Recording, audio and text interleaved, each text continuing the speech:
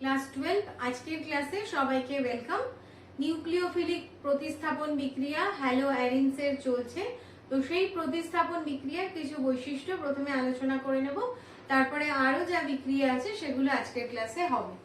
তো নিউক্লিওফিলিক প্রতিস্থাপন ARX, এই যে এক্সটা এটা কি হবে, প্রথম বৈশিষ্ট্য যেটা সেটা হচ্ছে ARX এ এই এক্সটা নিউক্লিওফাইল দিয়ে প্রতিস্থাপন করা যাবে। নিউক্লিওফাইল দ্বারা প্রতিস্থাপন যোগ্য, প্রথম পয়েন্ট হয়ে গেল।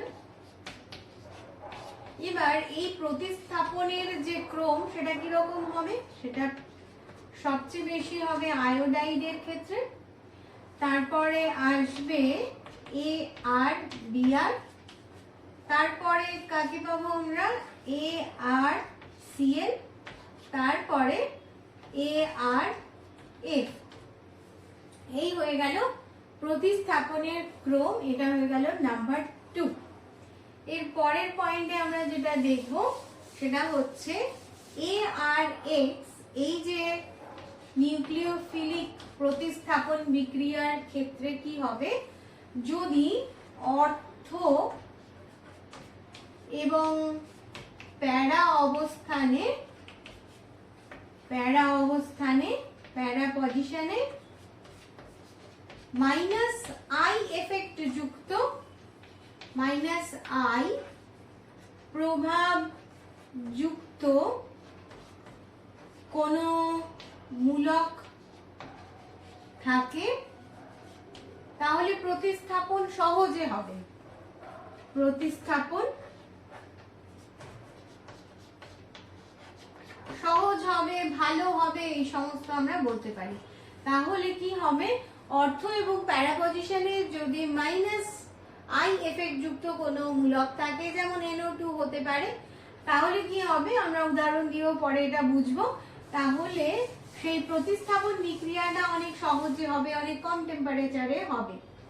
নাম্বার 3 হয়ে গেল। এবার 4 ARX, এই প্রতিস্থাপনের ক্ষেত্রে মেটা অবস্থানে মাইনাস আই প্রভাব যুক্ত কোনো গ্রুপ থাকে, যদি তার কোনো প্রভাব নেই, প্রভাবযুক্ত গ্রুপ থাকলে কোনো প্রভাব নেই, যেমন শুধু ARX থাকলে যা হতো তাই হবে, কোনো প্রভাব নেই।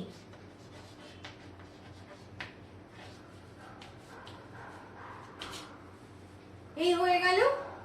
এবার আমরা যেটা দেখব সেটা হচ্ছে, এবং এই যে ARX এর ক্ষেত্রে কি আমরা দেখতে পাচ্ছি, এর অর্থ এবং প্যারা পজিশনে ইলেকট্রোফিলিক প্রতিস্থাপন বিক্রিয়া সম্ভব।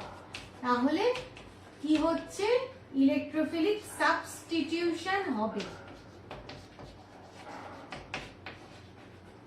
কোথায়, অর্থ এবং প্যারা পজিশনে, অর্থ এবং প্যারা পজিশনে ইলেকট্রোফিলিক প্রতিস্থাপন হবে। এই হয়ে গেল ARX অর্থাৎ হ্যালো অ্যারিনস যে ধরনের রিঅ্যাকশন দেয় তার বৈশিষ্ট্য। এবার একটা ইম্পর্টেন্ট রিঅ্যাকশন আমরা দেখব। এখানে ক্লোরো বা ব্রোমো বেনজিন যদি নেওয়া হয় তাহলে কি হবে, 473 কেলভিন উষ্ণতায়, এবং এতে আমরা একটা দ্রাবক নেব সেটা হচ্ছে পিরিডিন। কি হবে, নিলে আমার যেটা হবে সেটা হচ্ছে Clটা কিউপ্রাস সায়ানাইড নিতে হবে। কিউপ্রাস সায়ানাইড 473 কেলভিন উষ্ণতা পিরিডিন দ্রাবক, তাতে এই Clটা প্রতিস্থাপিত হবে CN দিয়ে। আমরা যখন হ্যালো অ্যালকেনস করেছিলাম তখনও দেখেছিলাম যে এই CN যদি আমরা পাই তাহলে আমরা অনেক ক্ষেত্রে কাজে লাগাতে পারি। CN থেকে আমরা এইভাবে H3O+ দিলে CN কি হয়ে যাবে, CN হয়ে যাবে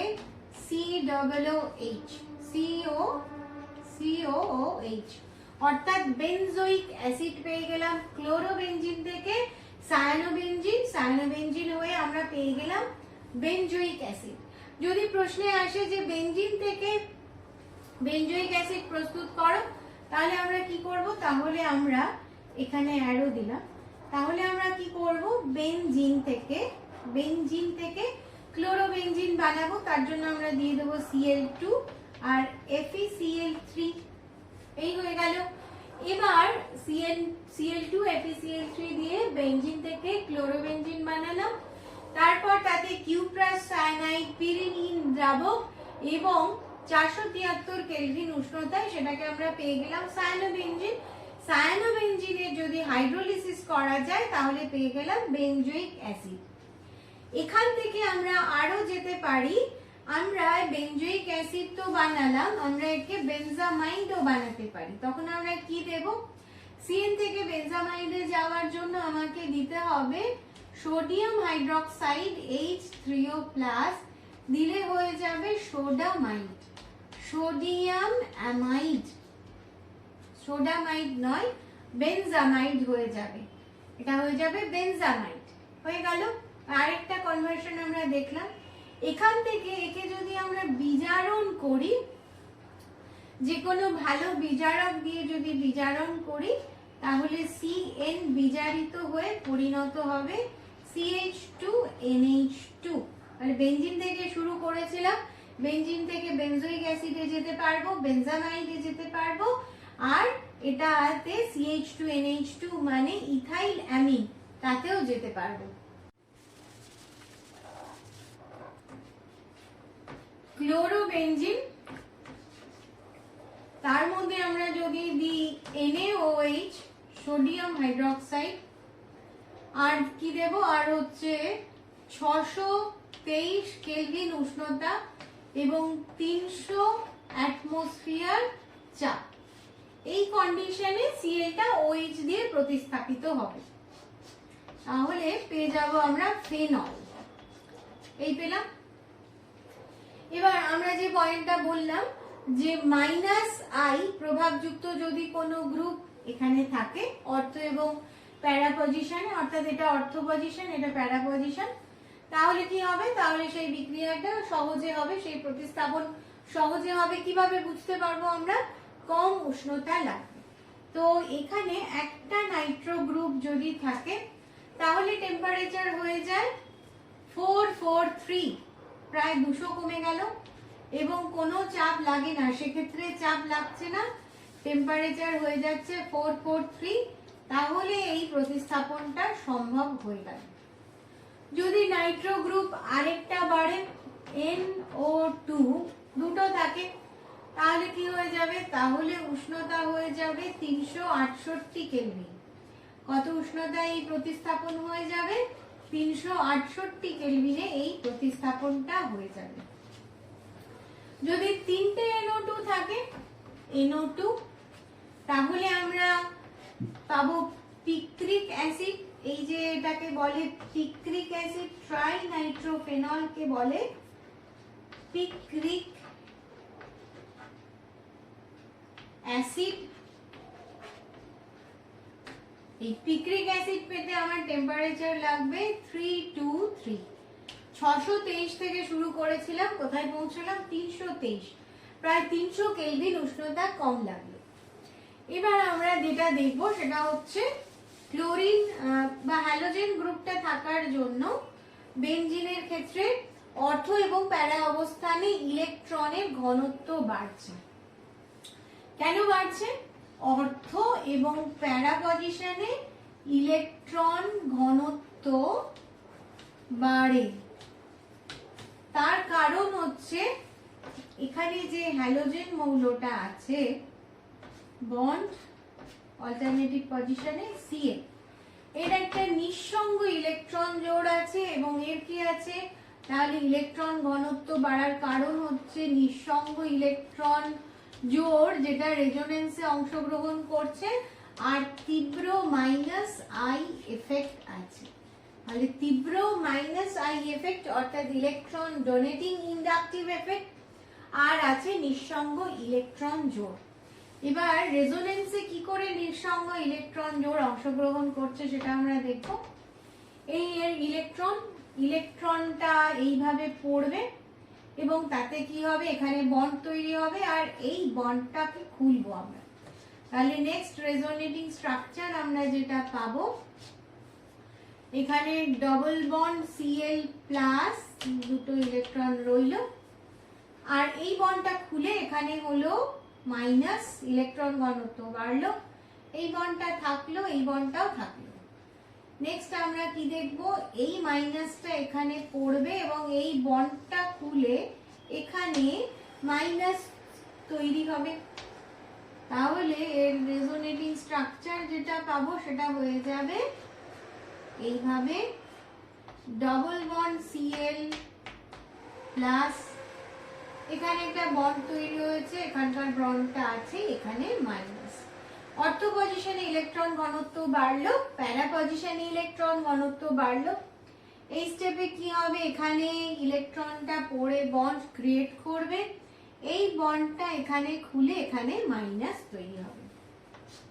তাহলে নেক্সট স্ট্রাকচার আমরা যেটা পাবো সেটা হয়ে যাবে এইরকম, এই এখানে একটা বন্ড তৈরি হয়েছে, এখানে একটা বন্ড তৈরি হয়েছে, এখানে হয়েছে minus, double bond Cl plus electron, এই হয়ে গেল। আবার আমরা এখানে ফিরে যেতে পারবো এইভাবে, এটা এখানে পড়বে, বন্ড ক্রিয়েট হবে এবং এটা খুলবে। তাতে আমরা যেটা পাবো সেটা কি হবে, সেটা হয়ে যাবে বন্ডের পজিশন গুলো পাল্টে যাবে, এই হলো এখানে হয়ে গেল Cl, 6টা ইলেকট্রন। এবার কি দেখতে পেলাম, অর্থ অর্থ এবং প্যারা পজিশনে ইলেকট্রনের ঘনত্ব বেড়েছে। এক্ষেত্রে আমরা কি দেখতে পাচ্ছি যে Cl এর মাইনাস আই এফেক্ট আছে, আর আছে প্লাস আর এফেক্ট, এবং প্লাস আর এফেক্ট এক্ষেত্রে বেশি, অর্থাৎ plus R greater than minus I effect. তো সেই কারণে ইলেকট্রনের ঘনত্ব অর্থ এবং প্যারা পজিশনে বেড়েছে। আরেকটা যেটা আমরা দেখতে পাচ্ছি, তো এক্ষেত্রে কি হবে, হ্যালো অ্যারিনস অর্থ এবং প্যারা নির্দেশক হবে, আর অর্থ প্রোডাক্ট বা অর্থ ডেরিভেটিভ একটু কম উৎপন্ন হবে।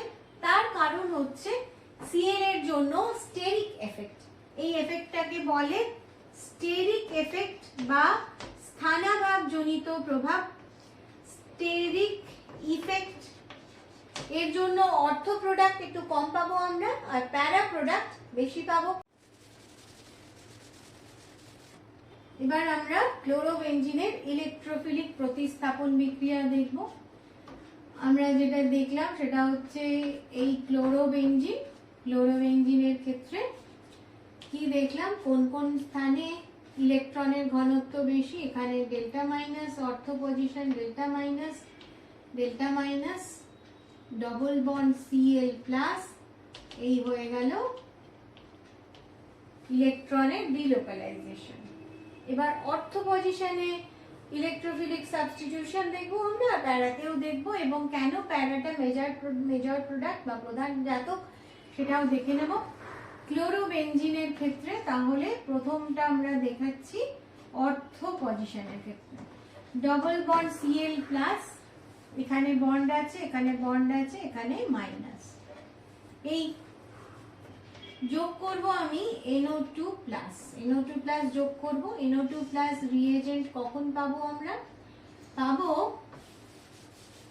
NO2 প্লাস কে কখন পাবো, মিক্সড অ্যাসিড যদি যোগ করা হয়, অর্থাৎ ঘন HNO3 এবং ঘন H2SO4, এদেরকে বলে মিক্সড অ্যাসিড। যোগ করলে নাইট্রেশন হয় কোনো যৌগে, যখন অর্গানিক যৌগে বা বেনজিনে যোগ করি তখন হয়ে যায় নাইট্রেশন, অর্থাৎ নাইট্রো যোগ হয়।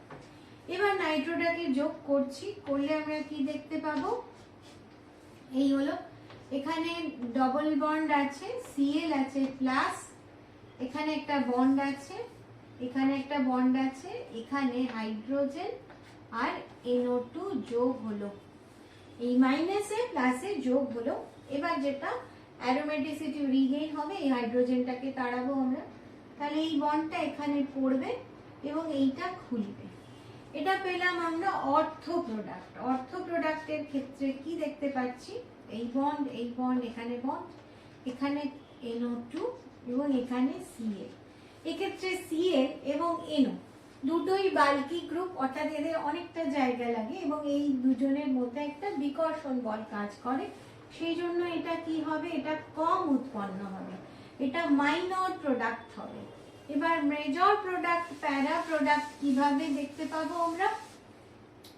প্যারা প্রোডাক্ট, প্যারা স্থানে সাবস্টিটিউশনের জন্য যে ইন্টারমিডিয়েটটা নেব সেটা এইরকম Cl প্লাস, এখানে মাইনাস, এই হলো। একই রকম রিএজেন্ট আমরা দেব, অর্থাৎ মিক্সড অ্যাসিড, একে বলে মিশ্র অ্যাসিড। কি দেব আমরা? কনসেন্ট্রেটেড নাইট্রিক অ্যাসিড, আর কি দেব? Concentrated H2SO4 sulphuric acid. যে ইলেকট্রোফাইল যোগ হবে সে হচ্ছে NO2 প্লাস। NO2 প্লাসের সাথে কি হবে এবার? এই আমার যৌগ, এখানে Cl প্লাস বন্ড এখানে একটা আছে, এখানে আছে, এখানে মাইনাসের সাথে যোগ করলাম আমি NO2 কে, তাহলে NO2 এখানে হাইড্রোজেন। এই হলো। এবার হাইড্রোজেনটাকে ছাড়বে এবং অ্যারোমেটিসিটি রিগেইন হবে। অ্যারোমেটিসিটি ক্যারেক্টার তো এখানে নেই, এটাকে রিগেইন করব। এই বন্ডটাকে ছেড়ে দিল, H প্লাস বেরিয়ে গেল, এই বন্ডটা খুলে এখানে এলো, এই বন্ডটা খুললো, হয়ে গেল। তাহলে যে যৌগটা পেলাম আমরা সেটা হয়ে গেল প্যারা নাইট্রো ক্লোরোবেনজিন। এই এখানে Cl, এখানে একটা বন্ড, এখানে বন্ড, এখানে বন্ড, এখানে NO2, এবং এটা মেজর প্রোডাক্ট বা প্রধান প্রোডাক্ট। অবস্থান কি করে নামকরণ করব আমরা? এটা 1, এটা 2, এটা 3, এটা 4, তাহলে 4 নাইট্রোক্লোরোবেনজিন, অর্থ প্রোডাক্টের নাম হয়ে যাবে 2 নাইট্রোক্লোরোবেনজিন। এই হয়ে গেল। এবং অন্যান্য বিক্রিয়াও দেখে নেব আমরা, সেক্ষেত্রেও সব ক্ষেত্রেই হবে প্যারা প্রোডাক্টটা মেজর প্রোডাক্ট এবং অর্থ প্রোডাক্টটা মাইনর প্রোডাক্ট। প্রথমে আমরা এবার ডাইক্লোরোবেনজিন উৎপন্ন হলে কিভাবে ডাইক্লোরোবেনজিন উৎপন্ন করব আমরা, তার জন্য আমরা দেব ক্লোরোবেনজিনে Cl2 আর FeCl3। এই বিক্রিয়ায় উৎপন্ন হবে ডাইক্লোরোবেনজিন। এটা হবে অর্থোক্লোরো, অর্থ ডাইক্লোরো। এটা কম উৎপন্ন হবে, এটা কম। আর বেশি কোনটা হবে? বেশি হবে এইটা, প্যারা। এই হয়ে গেল, এটা হচ্ছে বেশি। সালফোনেশন, সালফোনেশন কিভাবে হবে? সালফোনেশন হবে ঘন সালফিউরিক অ্যাসিড দিলে, ঘন H2SO4 দেব, সালফোনেশন হবে। এক্ষেত্রে আমরা পাবো অর্থ এবং প্যারা প্রোডাক্ট SO3H যোগ হয়, এই হলো। আরেকটা প্রোডাক্ট পাবো প্যারা Cl, এবং এক্ষেত্রেও যেটা মেজর প্রোডাক্ট সেটা হয়ে যাবে এইটা। এটা মেজর প্রোডাক্ট, মাইনর প্রোডাক্ট, বেশি উৎপন্ন হবে, কম উৎপন্ন হবে। নাইট্রো তো দেখেই নিলাম, ক্লোরো দেখে নিলাম, ক্লোরিনেশন হয়ে গেল, নাইট্রেশন হয়ে গেল, সালফোনেশন হয়ে গেল। এরপর যে বিক্রিয়া বাকি থাকলো, এবার ফ্রিডেল-ক্রাফট অ্যালকাইলেশন, তার জন্য আমরা দেব CH3Cl আর অনাদ্র AlCl3। তাতে কি হয়ে যাবে? অর্থ পজিশনে CH3 যোগ হবে, অর্থোক্লোরোটলুইন, এটা হয়ে যাবে প্যারাক্লোরোটলুইন। তো কোনটা কম কোনটা বেশি এতক্ষণ বুঝেই গেছো তোমরা। এটা হবে কম, মাইনর প্রোডাক্ট, এটা হবে বেশি, এটা হয়ে যাবে মেজর প্রোডাক্ট। এবার যদি আমরা ফ্রিডেল-ক্রাফট অ্যাসাইলেশন করি, অ্যাসাইলেশন করলে এখানে আমরা দেব CH3COCl আর এখানে যোগ হবে CHCOCH3। তাহলে এখানে দিলাম আমরা CH3COCl, অ্যাসিটাইল ক্লোরাইড, এখানে যুক্ত হবে COCH3, এখানে যুক্ত, এখানে না, এখানে যুক্ত হবে COCH3। এই হয়ে গেল অ্যাসাইলেশন। তাহলে ফ্রিডেল ক্রাফটের অ্যাসাইলেশন, এটা মাইনর প্রোডাক্ট, এটা মেজর প্রোডাক্ট। বেশ কিছু ইলেকট্রোফিলিক সাবস্টিটিউশন রিঅ্যাকশন আমরা শিখলাম। মন দিয়ে ভালো করে ভিডিওগুলো দেখতে থাকো, তাহলে কিন্তু বিক্রিয়া তোমাদের সহজ লাগবে। আজকের ক্লাস এই পর্যন্তই, সবাই ভালো থেকো।